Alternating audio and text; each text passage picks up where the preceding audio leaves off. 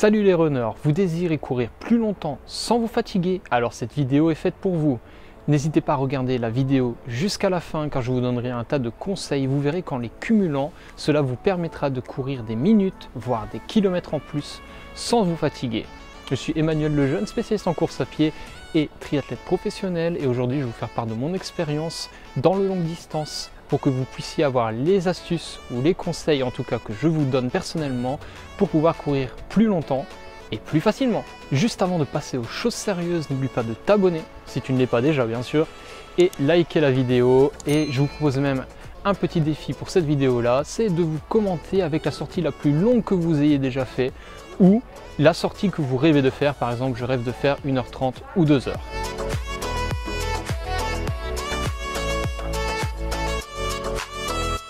Premier conseil que j'ai à vous donner pour pouvoir courir plus longtemps et facilement, et c'est la base, et vous verrez que les conseils seront de plus en plus dans le détail, mais celui-là c'est vraiment le basique, c'est que vous devez vous détacher du chrono. En effet, vous connaissez tous l'expression qui va lentement va longtemps, et c'est particulièrement vrai dans le running. Ensuite, dans un second temps, vous pourrez essayer, une fois que vous ayez acquis la capacité d'endurance et la durée que vous voulez ou le nombre de kilomètres que vous voulez, aller plus vite. Mais dans un premier temps, oubliez la notion de chrono pour aller plus loin, économiser de l'énergie simplement en courant à votre rythme. Et ce rythme, c'est l'endurance fondamentale. Ensuite, pour courir plus longtemps sans dépenser plus d'énergie, vous devez travailler évidemment l'économie d'énergie. Mais qu'est-ce que c'est que cette économie d'énergie? C'est un petit peu la rentabilité de l'énergie que vous donnez par rapport à la vitesse à laquelle vous courez. Et pour ce faire, il y a de nombreux leviers sur lesquels vous pouvez appuyer.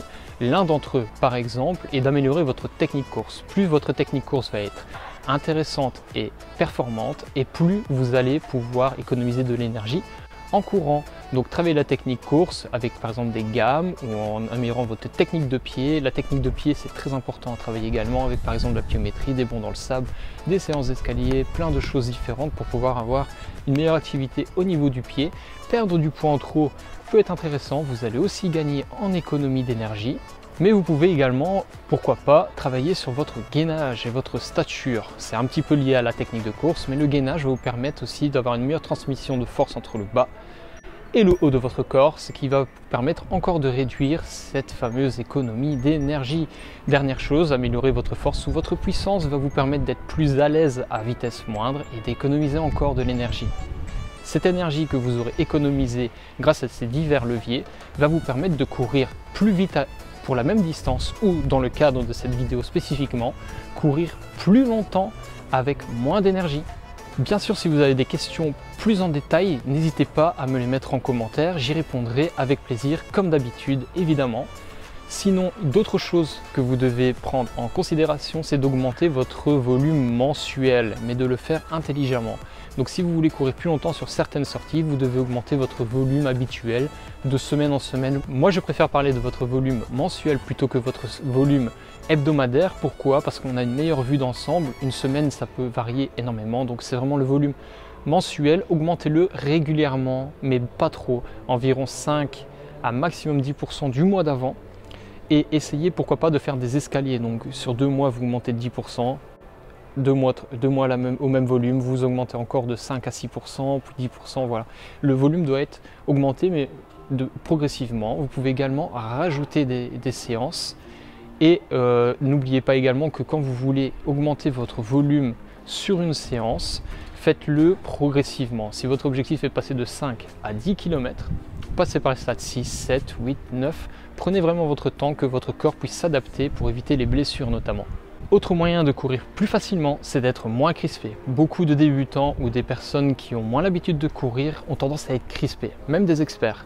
Ils sont un peu trop crispés, et en étant plus relâchés, ça va leur permettre de courir plus longtemps. Lié à ça, il y a la technique de respiration. Vous devez apprendre à bien respirer, notamment des respirations abdominales. Donc là, je vous renvoie à tout ce qui se fait en yoga ou en technique respiratoire abdominale pour pouvoir améliorer votre respiration en courant. Sinon, n'oubliez pas également d'oublier tous les mouvements parasites des bras. Je ne suis pas un exemple type à ce niveau-là, donc je fais un petit peu des mouvements parasites, c'est-à-dire de gauche à droite, alors que l'idéal est d'utiliser que des mouvements dans le sens de la course.